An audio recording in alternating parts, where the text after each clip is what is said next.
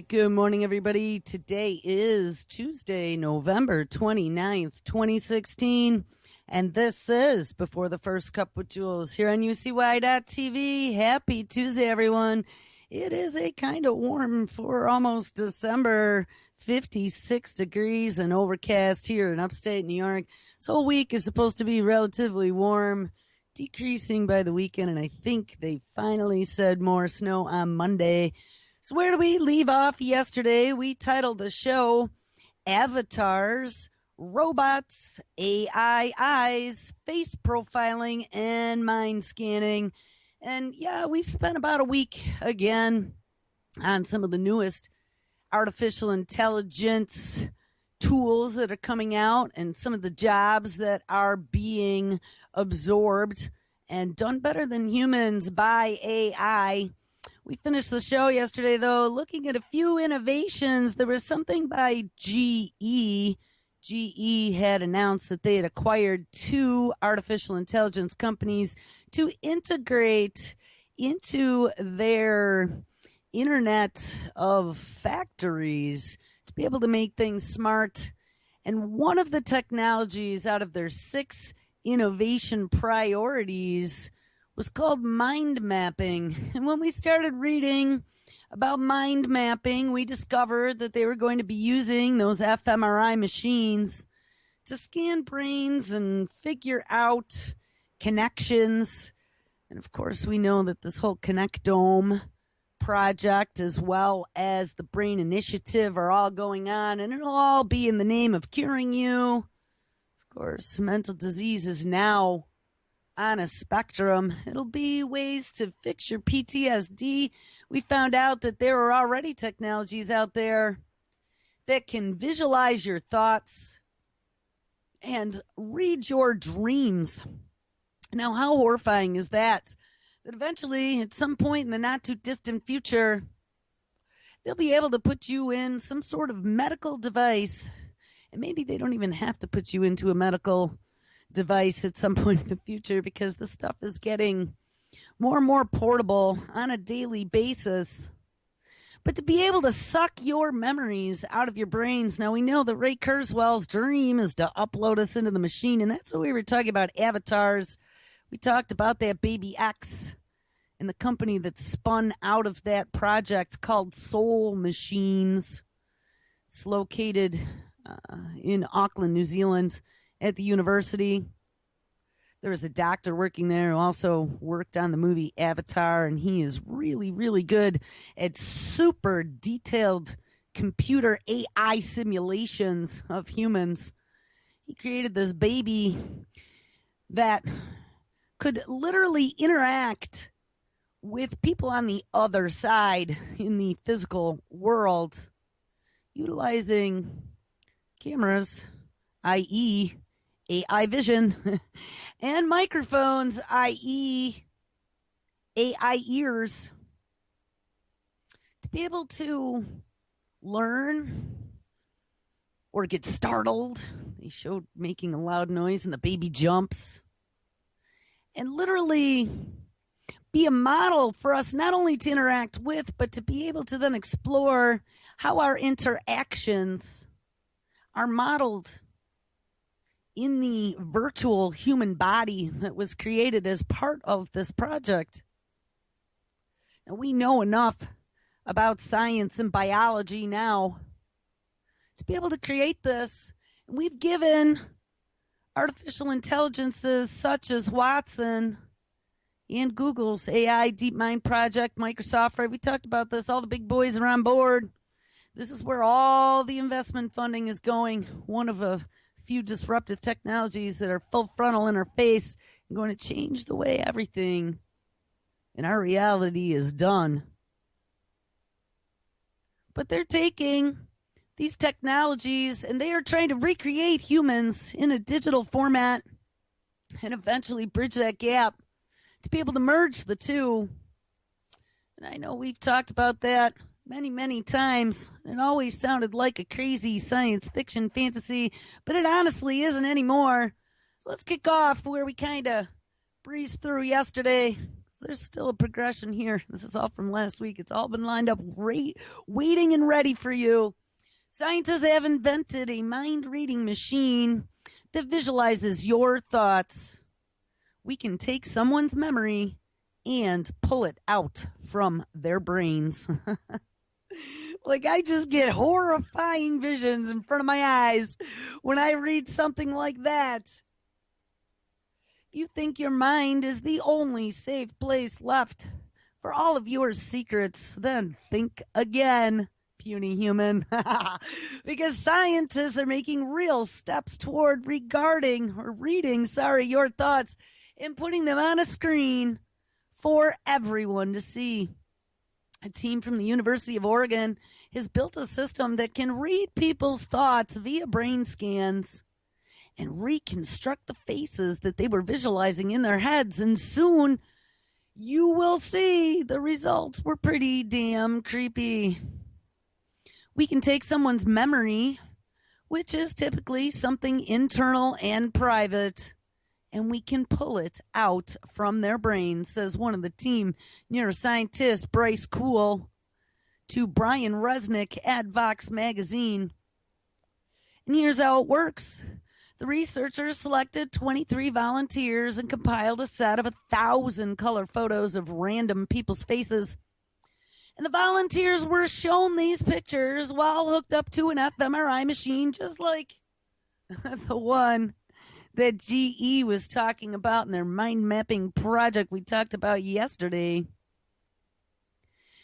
And while taking in a mathematical description of each face they were exposed to in real time, the researchers assigned 300 numbers to certain physical features on the faces to help the AI see them as code. Now, remember, too, we talked about that Faceception, that Israeli company that has been able to take statistical genetic anomalies in people's faces and equate them to crime, terror, and IQ databases, bingo players, poker players, and be able to determine with high accuracy what type of personality you have just based upon genetic traits that are prominent in your face once these cameras scan you and apply you against a database. Now let's add to this. Taken certain features on faces, assigned numbers, ran your brain through an fMRI. Basically, this first phase was a training session for the AI. And remember, they have turned AI loose on YouTube. And we talked yesterday, too, about thousands of hours of television for them to learn about the human race. Like I said yesterday, I find it highly embarrassing if we are using sitcoms to teach AI what it is like to be a good nuclear family. Maybe they played the Brady Bunch. I don't know. But it's really sad because the reality of the situation does not necessarily reflect the propaganda that's being pumped out of the boob tube that is impressing young human minds. This is an alter reality they are creating and telling us to pretend actually exists while people and families are getting blown up and hungry and homeless. And the environment is getting destroyed all over the planet right now. We are in the Great Sixth Extinction, as many scientists have said.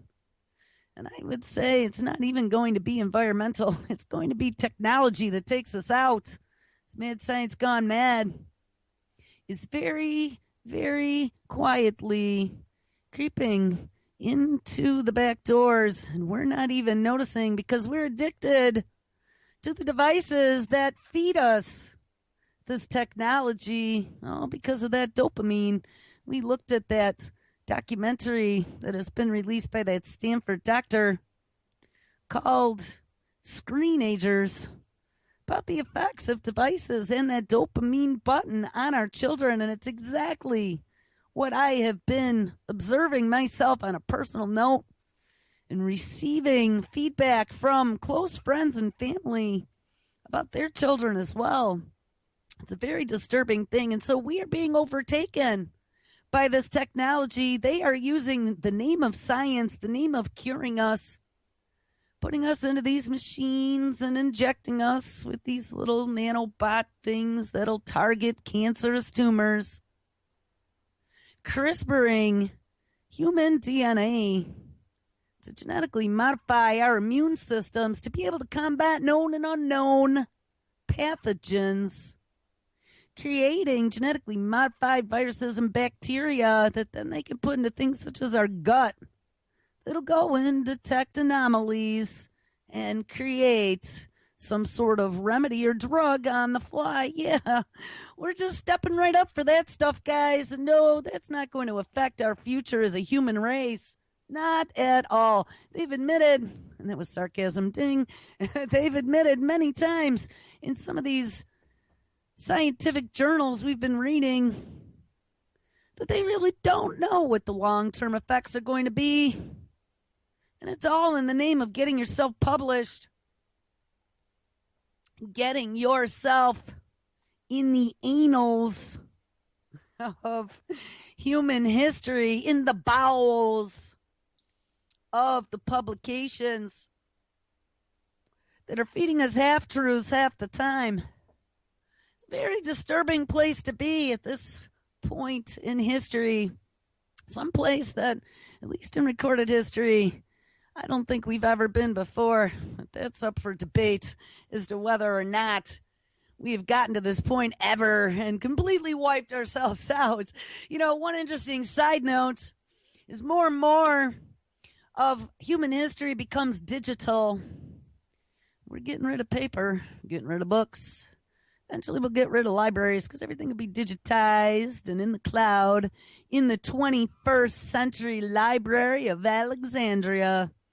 But what happens the day the digital Alexandria gets burned? What happens when a mega AI virus out of China or out of some dark cubicle in a basement in some former Soviet country gets let loose and does a mass delete because it infected everything? Time bombs. You know, one of those little zombie viruses. And everything just gets deleted all at once. What happens when there's a big EMP? And nothing has proper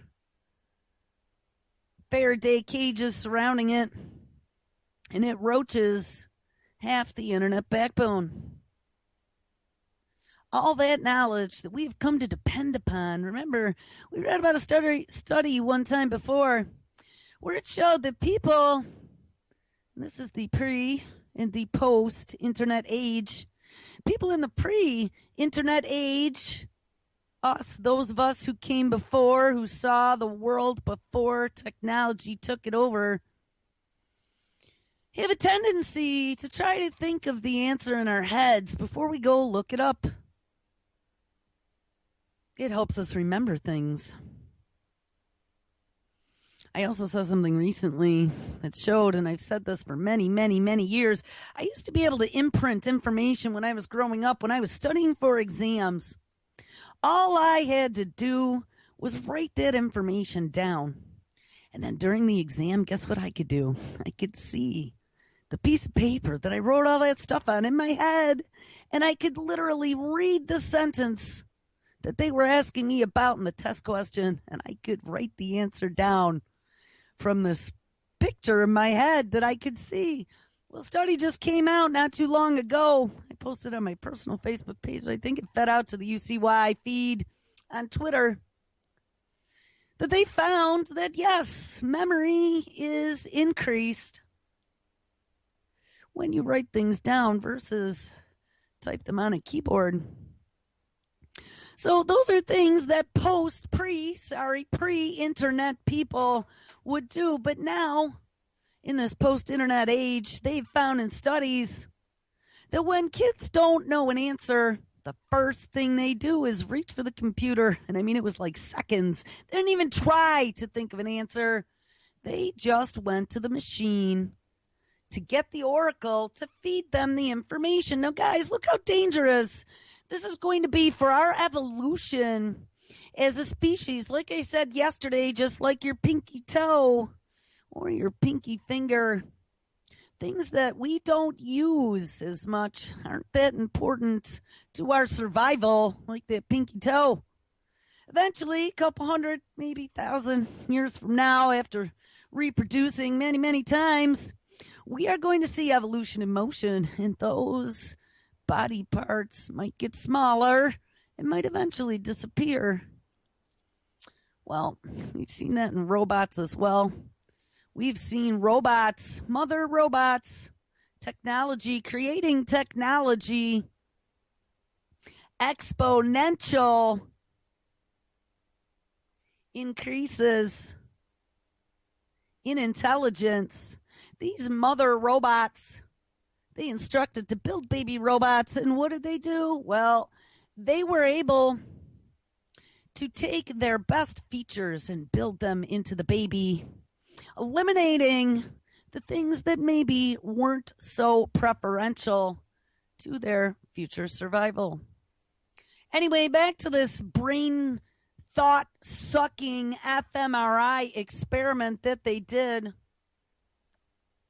The machine managed to reconstruct each face based on activity from two separate regions in the brain: the angular gyrus, which is involved in a number of processes related to language, number processing, spatial awareness, and the formation of vivid memories, and the occipital cortex, which processes visual clues.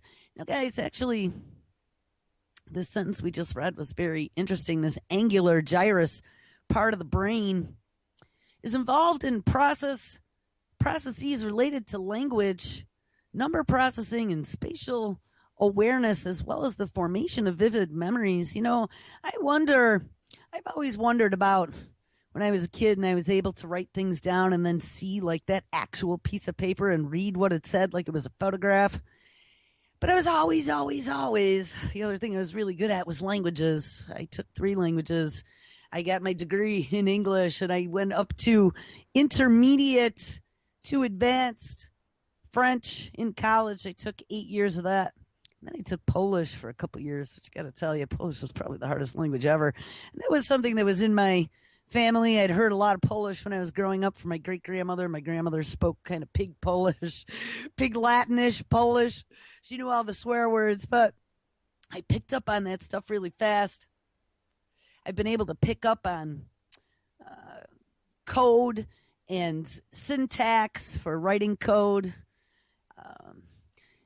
logic and linguistics, and just it's all a part of the same thing, and they all are the same. Math as a language as well. I was always really, really good at math, and I really think that that's just that part of the brain. Facial images, I took one of those crazy tests, and I was a little scared to do it because it was out of MIT, and it was all about this teaching AI. They said one of the things AI has problems with is recognizing faces, but there are people, and it's 1% of the population, very small number, that they call super recognizers. And super recognizers have this really uncanny ability to recognize faces. And they wanted to try to understand what it was about human minds, why some people have this super recognizer capability and some don't for this facial recognition. And so I took this test. And it went on and on and on and on. And of course, I stayed anonymous, but then I was thinking at the end, I'm like, oh shit, they got my IP. This test went on and on and on and on and on. And as the test went on, they showed you, I don't know, there were probably 15 faces in a lineup. And then as it went on, they would fuzz the faces or crinkle the faces or bend the faces. And they did from all these different angles. You had to try to recognize what face it was after all these tries. And you're not even going to believe this, but I got a perfect score. And I swear to God, I was like, oh, shit.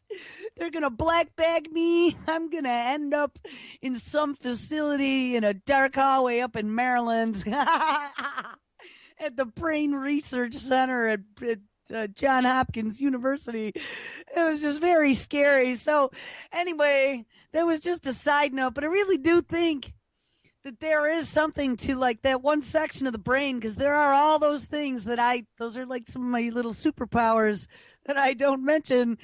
But it's interesting. It takes place in the angular gyrus. Um, so they are now teaching AI to be able to do this stuff, and that is the super recognizer capability. I could guarantee you that they are trying to teach them. Like I said, they had said in the past that was probably one of the big things that computers still had trouble with.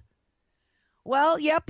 So we have these 23 people, and they have all these facial images now of what they've scanned and what they were able to reconstruct out of people's heads. And so this is the story. It says, yep, we are not yet, I'm going to add, going to be strapping down criminals and drawing perfect reconstructions of crime scenes based on their memories, or using the memories of victims to construct mugshots of criminals anytime soon. Ding. I don't know. I'd say in the not too distant future, there might be something. I mean, we might even not know that they are doing it to us. You walk through something like a scanner at an airport, and they're doing a quick draw fMRI on your brain, sucking your thoughts down, just like they could do to your cell phones with those unmarked private planes that the Homeland Security, I think it was one of the DHS or FBI. It might have been the FBI. They had all these unmarked planes, private little planes, not jets, little prop engines that were flying over areas. And they were able to suck all your data from your cell phone, all your contacts, all your text messages, your photographs, and suck them up into the plane as they flew over you without you even knowing. But anyway, the researchers proved something very, very important. As Resnick points out for Fox Magazine, when they showed the strange reconstructions to another set of participants, they could correctly answer questions that described the original faces seen by the group hooked up to the fMRI machine.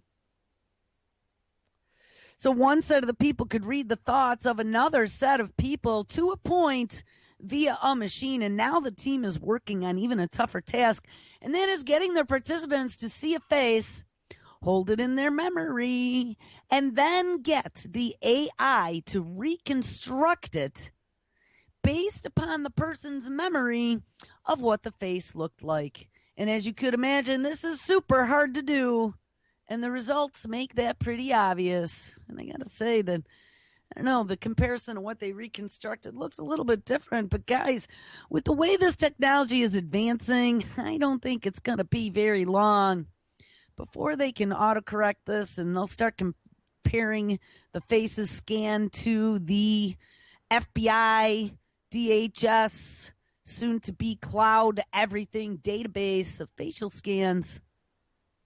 As you start giving up your DNA. We saw a story a long time ago about a woman, I think she was in New York City, who was collecting chewing gum and cigarette butts from around the city. And she had a DIY DNA kit. She was able to take DNA off those objects. I don't know if she ran it through a sequencer that she had at home or took it to a lab. I think they said she took it to a lab. And they were able to recreate from the genetic features that they found in the DNA in the cigarette butts and the chewing gum pretty close reconstructions. She would make masks out of them and hang them on walls as part of this art exhibit of the faces that apparently spit out that gum or smoked that cigarette. Talk about creepier than shit, guys. I mean, this, I gotta tell you, this technology is gonna be the end of us all. This is the end of privacy. I know I kind of was making light of AI googly eyes yesterday, but I mean, we don't realize that just plugging a USB camera, and now they're integrated into all your new notebooks and your tablets and your cell phones. Just by putting a camera into a device, we literally have given another of the five senses to any artificial intelligence technology or application to come after. It's a frightening, frightening thought. Says it is janky as hell, but there is potential, and that is pretty freaking cool. And that's not my wording, especially when we consider, and they say exactly what I did, just how fast this technology can advance given the right resources. And yes, that is bazillions in venture capital and all kinds of mad science scientists working 24/7 on cracking this nut. Maybe one day we will be able to cut out the middleman and send pictures, not just words, directly to each other, just using our thoughts. So I don't know, guys. Or have the government, I'll add that, sucking thoughts directly from our brains without our knowledge. So you can't even think bad things, Johnny. The second you think bad things,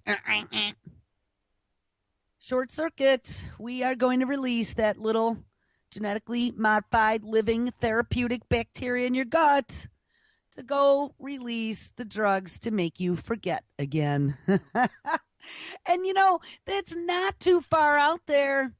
What was the old mantra in the old days of Catholicism? Thought, word, and deed. You could sin in thought, word, and deed. Well, technology has become a religion. Hal Anthony talks about that a lot. These false prophets in science that say that they can cure anything. I mean, we've talked about that many times. This godlike cast that is coming out of the scientific community, they literally can create life synthetically. They are working on the synthetic human genome. They want to be able to push a button per the DARPA lady and create life on the fly, taking traits from life forms across the gamut that they have sequenced and making it into something that then can be useful. Of course, it's always about doing something useful, wink, for humanity. Or keeping us safe. War machine is what that says. And hey, don't worry about it, because even before these fMRIs, scientists were able to read dreams using brain scans. 2013, scientists have found a way to read dreams. Researchers in Japan also used an MRI scan to reveal the images that people were seeing as they entered into an early stage of sleep. Writing in the Journal of Science, they reported they could do this, and this was back then with 60% accuracy. The team now wants to see if brain activity can be used to decipher other aspects of dreaming, such as emotions. And that's going to be important experience during sleep, because emotions are one thing that the machine up until this point does not have. We've found out in looking at a couple stories that machines are getting good at being able to judge faces, judge a book by its cover as well, and to judge micro expressions in humans. Those micro expressions can tell whether or not you're lying or whether or not you're hiding something. They also have facial recognition, facial emotional scanners where they can determine whether or not you're road raging. We saw that in regards to the self-driving car. Okay, Johnny, you're having some bad thoughts there. Do not put the pedal to the metal. Warning. Warning, Johnny. Your blood pressure is increasing, and we see some road rage increasing. You have 30 seconds to get control of that, or we will be taking over the vehicle. 15 seconds, Johnny. Beep, beep, beep, beep. Countdown to take over. I mean, honestly, our freedom to have free thought and expression is going to be completely squashed. And I mean, road rage, of course, isn't a good thing. But on the other hand, road rage is an emotion. And once we no longer have control over our emotions, and those emotions are going to be squashed, And then the drugs will be released in our gut to bring us back within parameters because your blood pressure being high affects all kinds of bodily systems.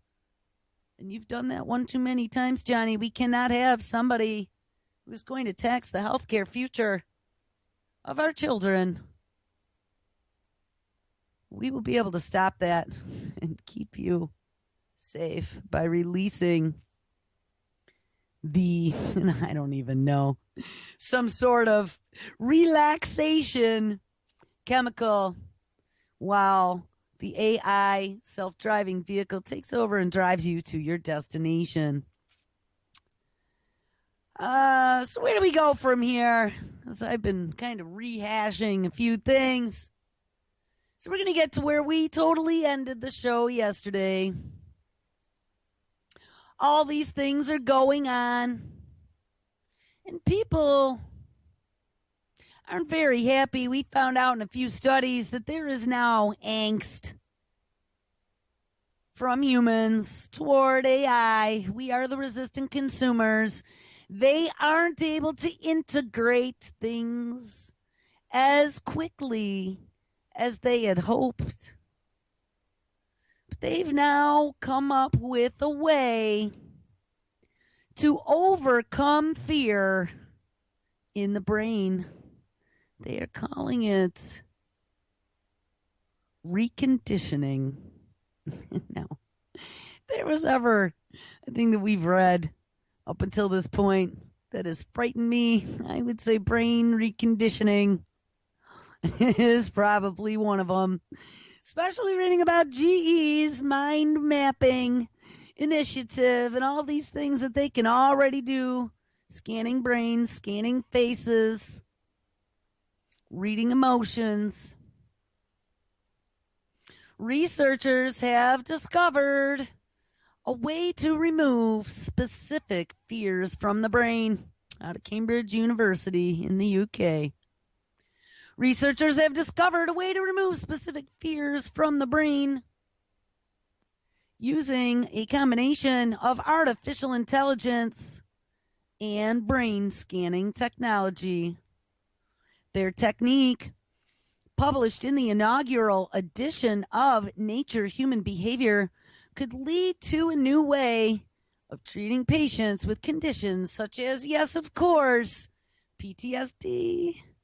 The whole reason for DARPA's dabbling in the brain project, as well as phobias like arachnophobia or fear of AI. I wonder if they've given that an official name yet.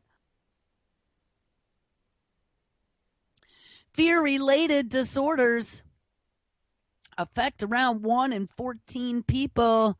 So, yes, this is a good investment of venture capital. That's what they're saying.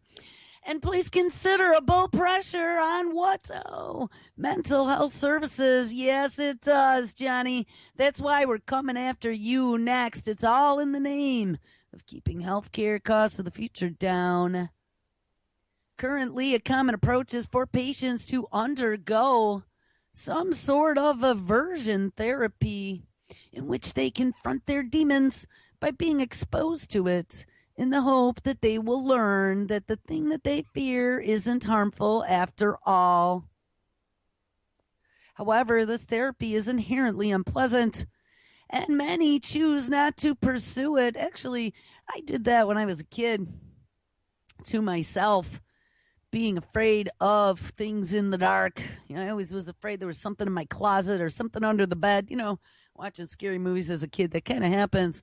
And one day I just decided I was going to turn around and face that fear, and I was going to walk into that dark, toward that closet and toward that bed. And if something grabbed me, well, then I was right. And if something didn't grab me, well, then I was wrong.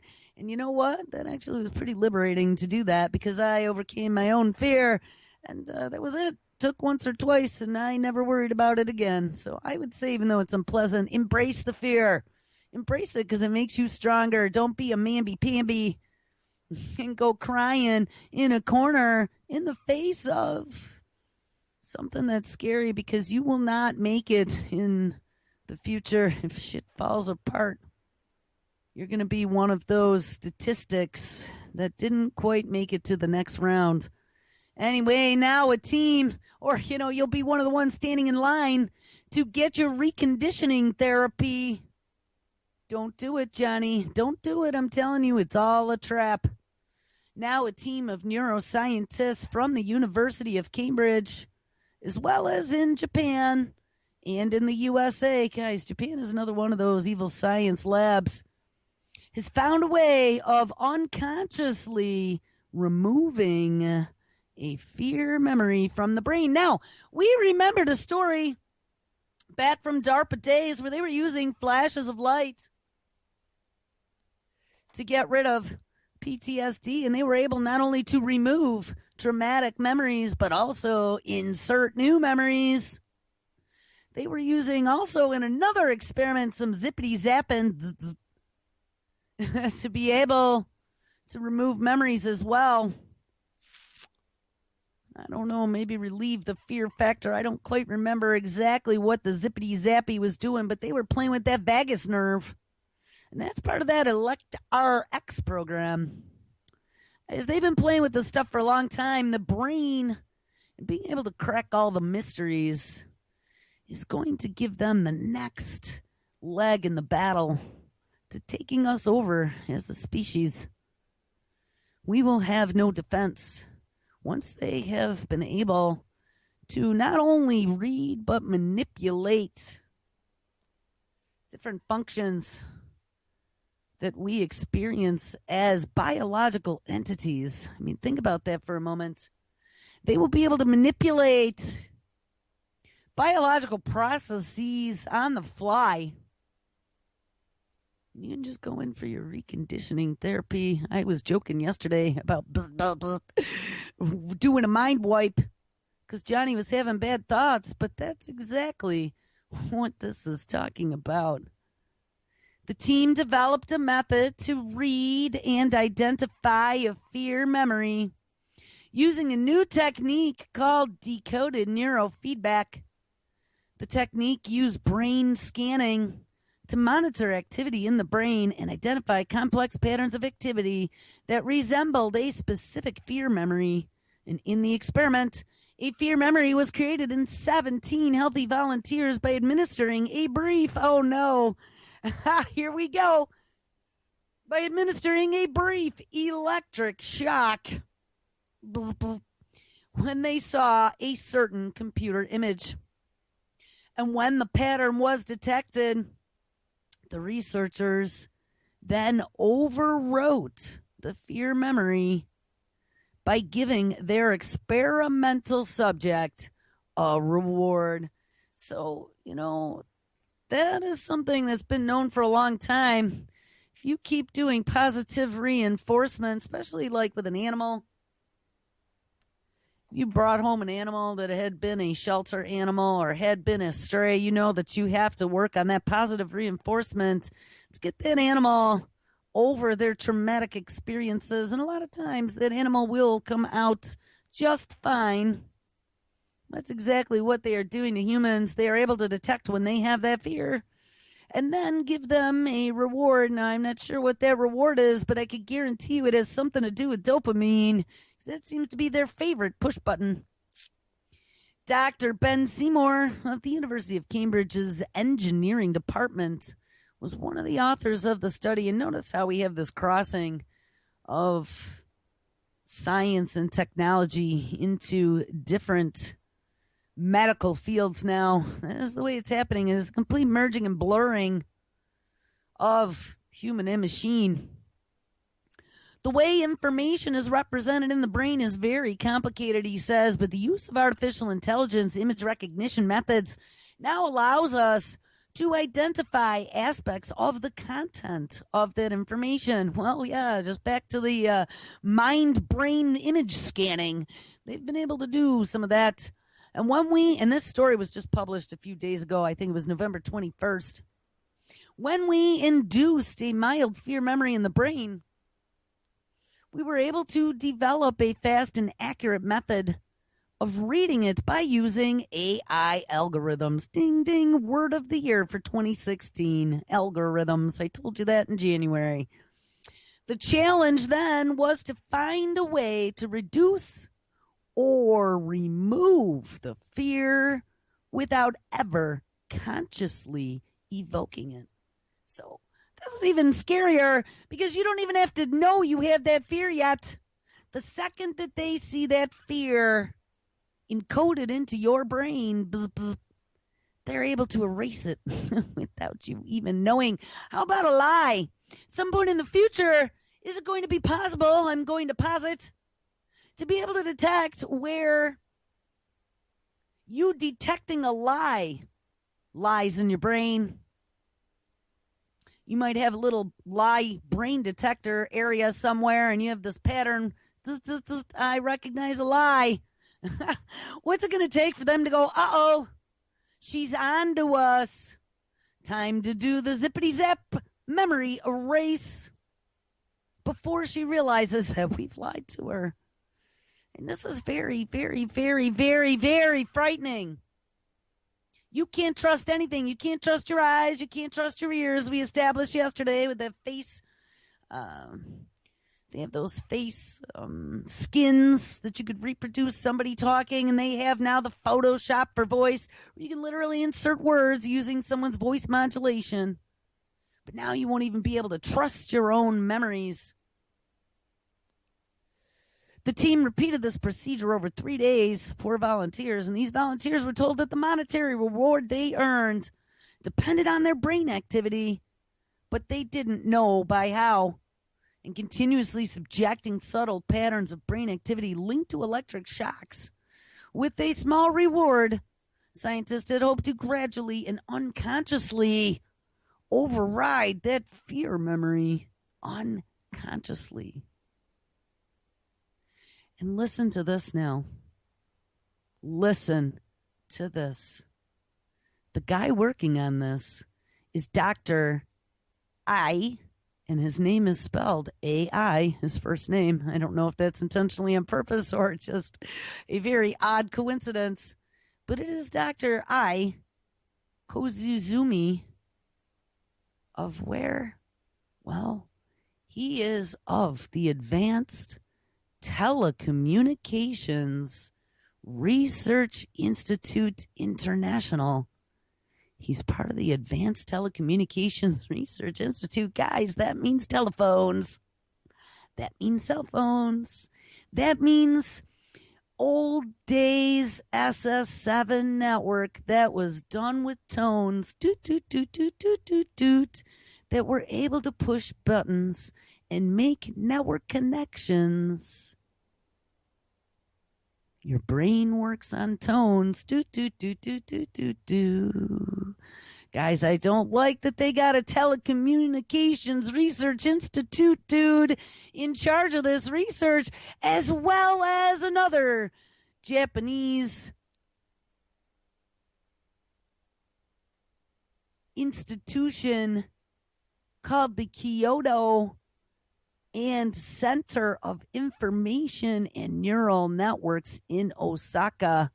So this guy is not only of the Advanced Telecommunications Research Institute International, but he is also a part of the Kyoto and Center of Information and Neural Networks of Osaka, Japan. He was in charge of the research. In effect, he says the features of the memory that were previously tuned to predict the painful shock are now being reprogrammed to predict something positive instead.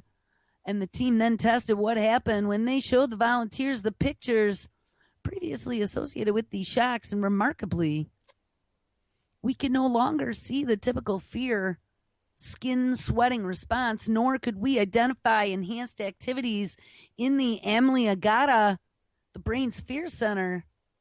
And this meant that we were able to reduce the fear memory without the volunteers ever consciously experiencing the fear in the memory process.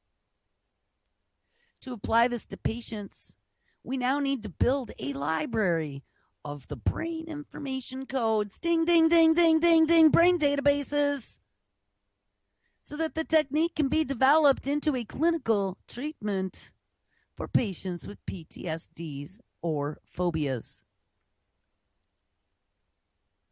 Then, in principle, patients could have regular sessions of decoded neurofeedback to gradually remove the fear response that trigger these memories. Such treatments could also have major benefits over drug-based approaches. And patients could also avoid the stress associated with exposure therapies and any side effects resulting from those drugs. So, of course, yes, of course, it is going to be better for you to get your brain zippity-zapped and have fear memories inserted and removed without you even noticing.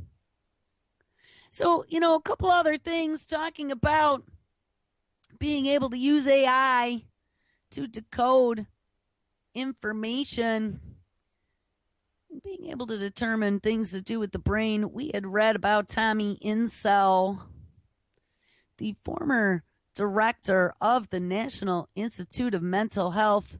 Tommy Insel, back in October of 2015, went over to Google's life sciences division called Verily, and they had discussed utilizing smartphones to diagnose mental illness. There have been a few stories now. I actually sent some stuff to Dr. Simon about the brain scanning and reading phobias and diagnosing mental disease just by your voice. And he was actually not that surprised because he said they've been able to do that for a while with schizophrenics. And we had read about that. There are some special patterns that schizophrenics have in their syntax of language that they've been using for a long time as an indicator of that disorder. Well, here it comes. The future of medicine is in your smartphone. It's not just about decoding language, but also using as a biosensor. Remember, we've talked about this a lot as in our not too distant future. It looks like it might be here. This is how they're going to keep costs down, people. Wink. Remember, new tools are tilting healthcare control from doctors to patients. Over the past decade, smartphones have radically changed many aspects of our everyday lives. From banking to shopping to entertainment, medicine is next. With innovation of digital technologies, cloud computing, and machine learning, ding ding, the medicalized smartphone is going to upend every single aspect of healthcare. And the end result will be that you, the patient, of course, will be able to take center stage for the very first time, step right up and give yourself to the machine, all in the name of getting better health care. With the smartphone revolution, an increasingly powerful new set of tools, from attachments that can diagnose an ear infection or track heart rhythms to an app that can monitor your mental health, ding ding. It can reduce our use of doctors, cut costs, speed up the pace of care, and give more power to the patients. Digital avatars like that Baby X and that Soul Machine won't replace physicians, and I'm going to add just yet. You will still be able to see doctors, but the relationship will ultimately be radically altered. But all of this raises serious issues about hacking and personal privacy that haven't yet been addressed. Of course, let's run ahead forward and do it regardless of whether or not we know what the safety is going to be. People are right to worry that the patient-doctor relationship could be eroded. Again, we're just going to be a number, diminishing the human touch in medicine.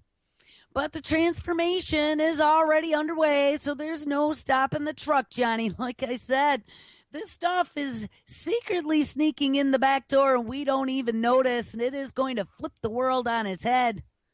And by the time that happens, it's going to be too late. Let's say that you have a rash that you need examined.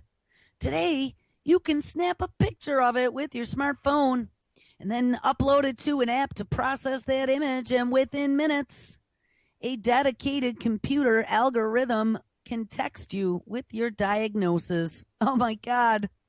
Is this what we're going to come down to? Oh, this message could then include next steps, such as recommending a topical ointment or a visit to a dermatologist for further assessment. And I'll say, even in the not too distant future, they could book you an appointment with your dermatologist on record and then schedule your appointment. Send you your self-driving car to pick you up 20 minutes before appointment time. And then send you a text message that morning. Turn on your alarm. Beep, beep, beep. You have a dermatologist appointment tomorrow at 9:30. Be ready. The car will be here. I mean, this is absolutely ludicrously insane. But again, our personal liberties are going to be gone. They will know. There's some other little test using a biosensor in one of your smart devices. We looked at a smart toilet a while back at one of the consumer electronics events, expos going on in Japan. They'll be able to know if you overdid your intake of high fructose corn syrup yesterday, if you had ice cream, if you had fatty foods. And they'll be able to warn you and maybe eventually even turn off your shopping card, your biometric ID used for purchasing all of your future needs when you're on universal basic income. I see that as a distinct future that we will be living in the next less than 10 years, probably, maybe 20 at the most. Smartphones already can be used to take blood pressure or even do an electrocardiogram. ECG apps have been approved by the FDA for consumers and validated in many clinical studies. The app's data are immediately analyzed, graphed, and displayed on screen, updated with new measurements, and stored at the individual's discretion. They are then shared with the doctor. I thought I'd seen it all in my decades-long practice as a cardiologist. But recently, for the very first time, this author had an ECG emailed to me by a patient with the subject line, "I am in atrial fib. What do I do now?" I bet it was at 3 a.m, too. I immediately knew that the world had changed. The patient's home phone hadn't just recorded the data, it had just interpreted it as well. Now, at any time of day or night, you can demand and get a secure video consultation with a doctor via a smartphone at the cost of about $30 to $40, the same as a typical copay through employer health plans. And this may seem exotic right now, but several large consulting firms, including Deloitte and PricewaterhouseCoopers, have forecasted that virtual physicians' visits, replacing physical office visits, will soon become the norm. Ding, ding, ding, ding. Those doctors will be able to see 100 more patients a day and increase their profits, so they're all for it. They'll be able to reduce their office staff. And eventually, maybe we won't even need as many doctors because Watson will be in charge. Think about this. Again, white-collar jobs, well-paying, well-educated individuals might literally find themselves out of future employment. Deloitte says that as many as 1 in 6 doctor visits were already virtual in 2014. And in many cities, you can even use a mobile app to request a doctor's house call, during which a physician would not only provide you with a consultation, but could even perform procedures such as suturing a wound, which would have usually required an expensive emergency room visit. Many surveys show that consumers want to get information about actual costs of their care from their doctors, but can't get it. But going forward, we see that costs will no longer be the great unmentionable hanging over medicine. Cost transparency apps for your smartphone already exist and are quickly being expanded to cover lab tests, scans, procedures, hospitals, and doctor visits. And even bigger changes are in the works. Using wearable wireless sensors, ding, ding, ding, you can use your smartphone to generate your own medical data, including measuring your blood oxygen and glucose levels, blood pressure, and heart rhythm. And if you're worried that your child may have an ear infection, a smartphone attachment will let you perform an easy eardrum exam that could rapidly diagnose the problem without a trip to the pediatrician. These innovations are just the start, and in the next year or two, hoping for the approval by the FDA, many Americans will probably start sporting wristwatches, ding ding, that continuously and passively capture their blood pressure and vital signals with every heartbeat without ever even having to do the difficult task of pressing a button. Such wristwatch sensors could do enormous good by having the equivalent of intensive care units monitoring your risk. Hospital rooms can be replaced by our bedrooms.